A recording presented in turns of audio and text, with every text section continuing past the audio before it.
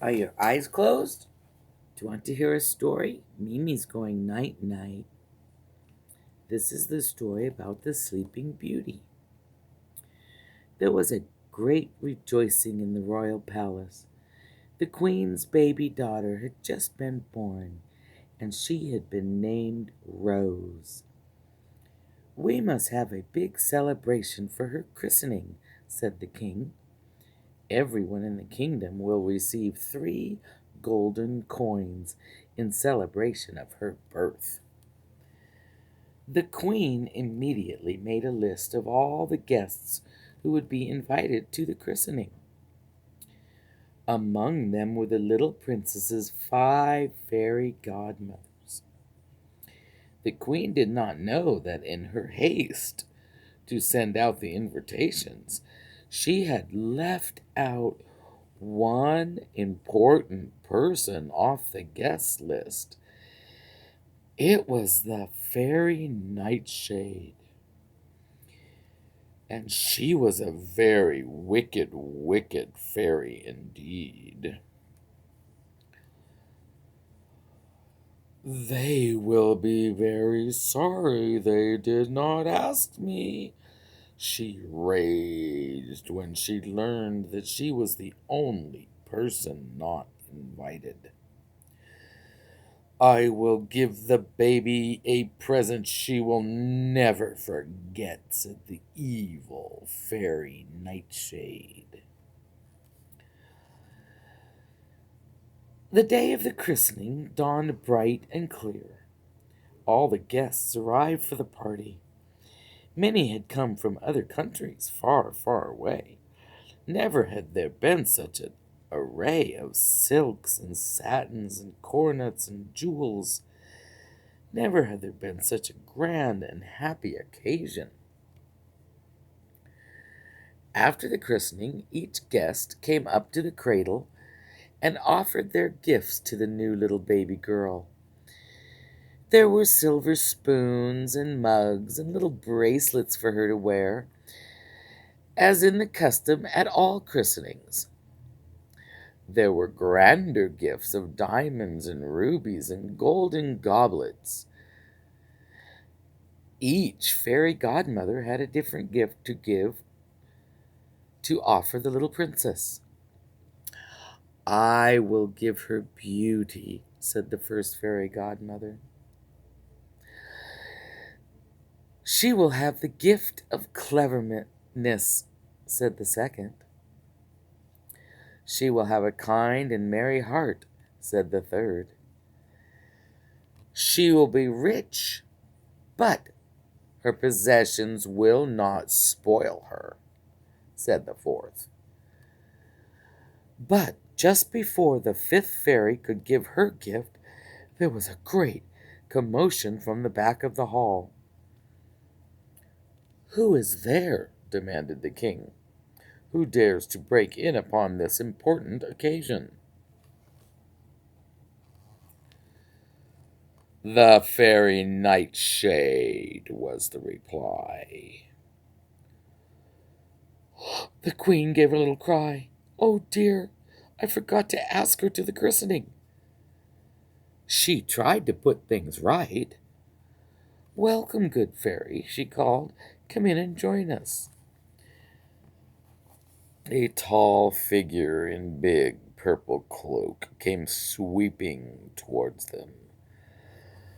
All the guests stirred nervously aside to let her pass. Thank you, your majesty, said the fairy Nightshade, approaching the cradle. Oh, the queen noticed too late that the evil fairy had a cruel glint in her eye and a mocking smile upon her lips. So, this is little Rose, said the fairy Nightshade. What a very pretty little baby she is. You will be glad to hear that I have not forgotten to bring her a gift. Oh, thank you, said the queen. Your little daughter will become everything her godmothers have promised. She will be rich, happy, clever, kind-hearted, and she will be the most beautiful girl in the kingdom. But when she is 18 years old, she will prick her finger on a spinning wheel and she will die. The wicked fairy's laughter echoed around the room. She bowed mockingly to the baby girl in the cradle, and then turned on her heel and left the hall. Oh my! A stunned silence followed her. Then the queen gave a little sob and took her baby into her arms. I won't let her die, she cried, holding her close. What shall we do? Ah, you have all forgotten that I haven't given my gift yet, said a gentle voice at the queen's elbow.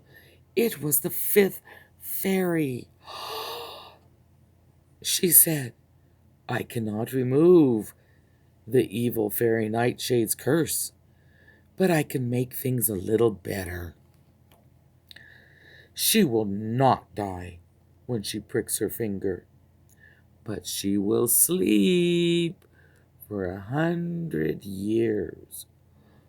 100 years, cried the king. But we will all be dead and buried by then. Oh, no, no, no, your majesty, went on the fifth fairy, for you and all the kingdom will sleep with her. And when the 100 years have passed, someone will wake her with a kiss.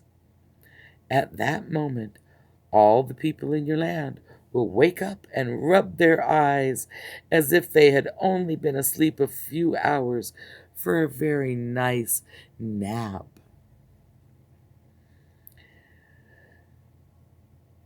100 years' sleep is way better than death, said the queen.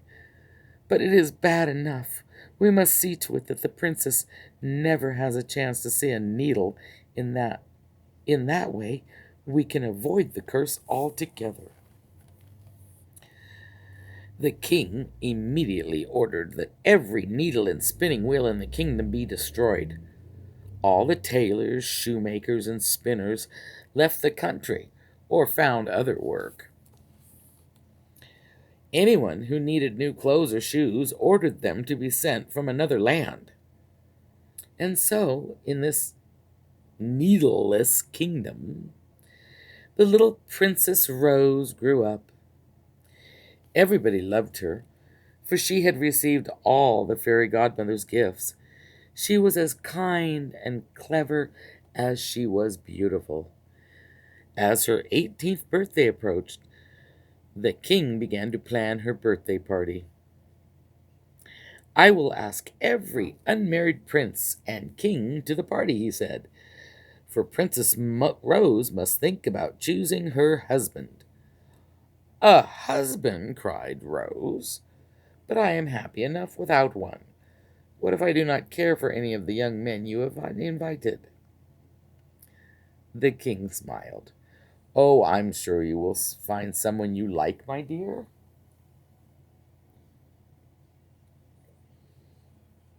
The princess sighed. Oh, I only hope that you are right, father. Rose was very worried. Although she was a good and obedient daughter, she did not want to make her parents unhappy by not marrying a prince of their choice. But to marry without love would be a very, very difficult, sad thing to do. When the morning of her party arrived, she decided to get away from all the hustle and bustle and find a quiet corner in the palace where she could think about it all.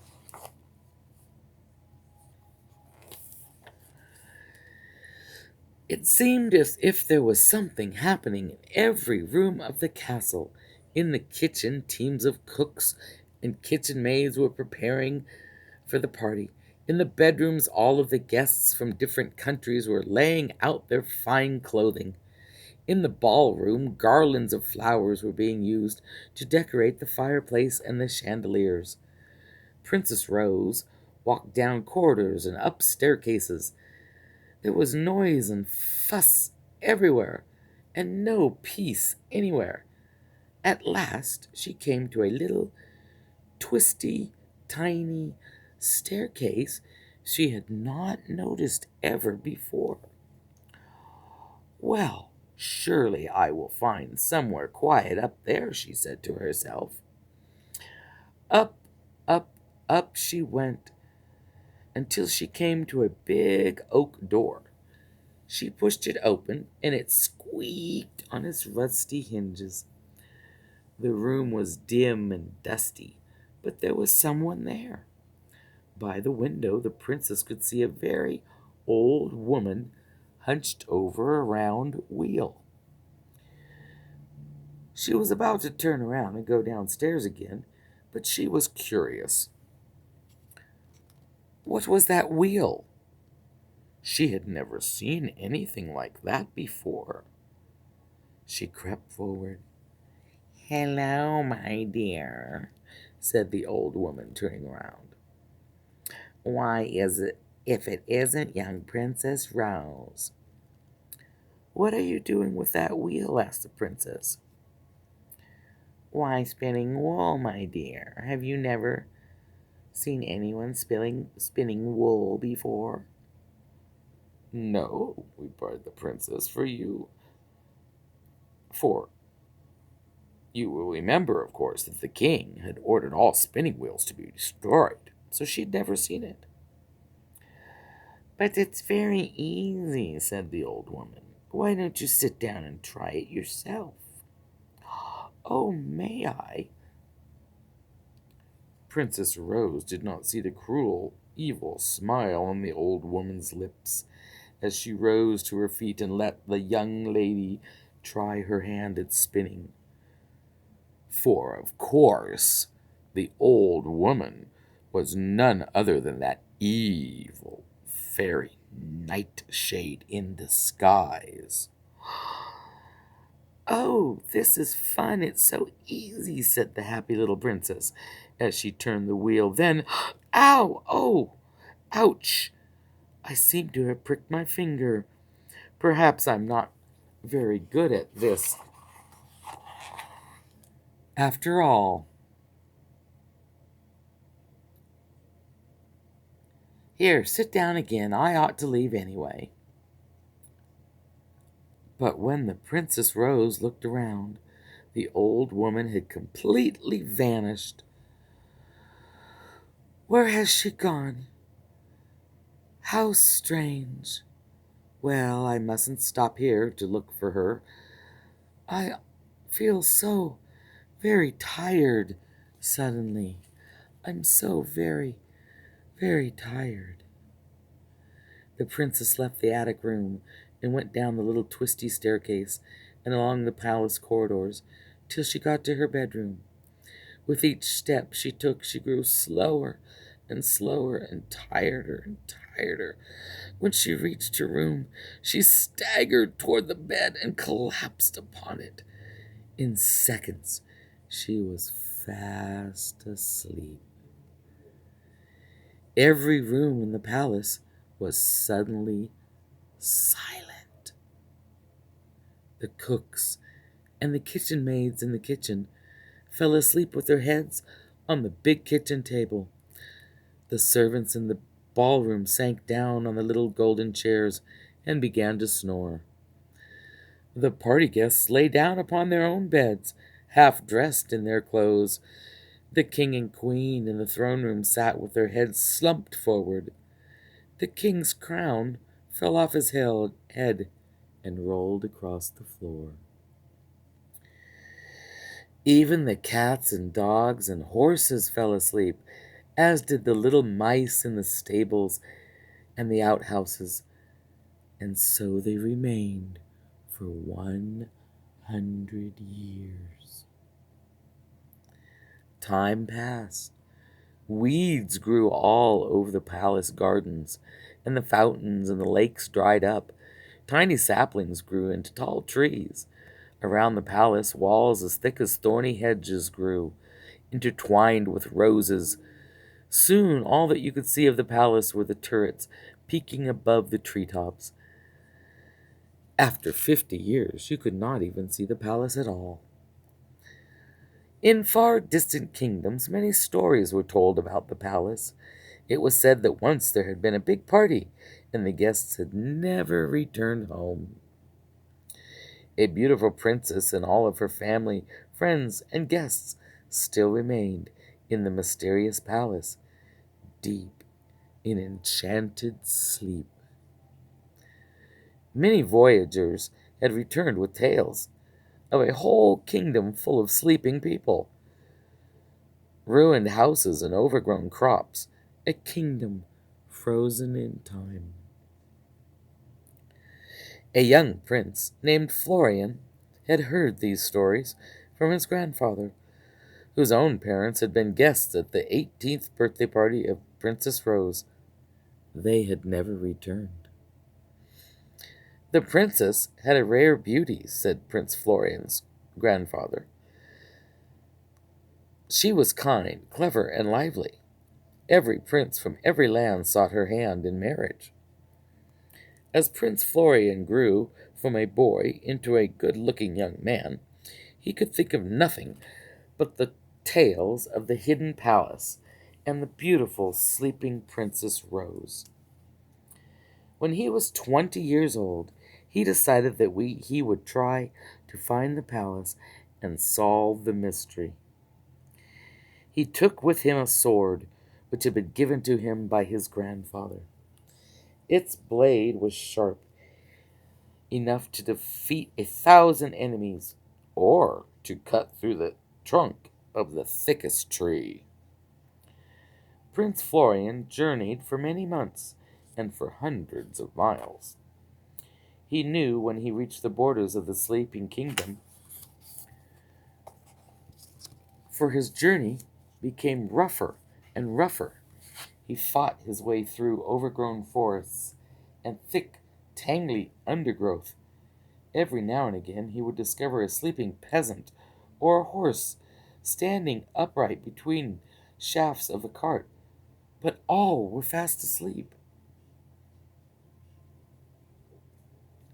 At last, Prince Florian came to a thorny hedge. It was so tall and so thick that he could see nothing through it, except for hundreds of pink roses that grew amongst the thorns. He set to work with his mighty sword. He hacked at the thorns until he had cleared a pathway through them. In spite of the sword's sharpness, it was a difficult task. The prince's clothes were soon torn to shreds, and his arms were covered in deep, ugly scratches. But he kept going. At last, through the tangled branches, he could see the walls of a tall building. "I have found the hidden palace," Prince Florian cried. He plucked a rose from the thorny hedge.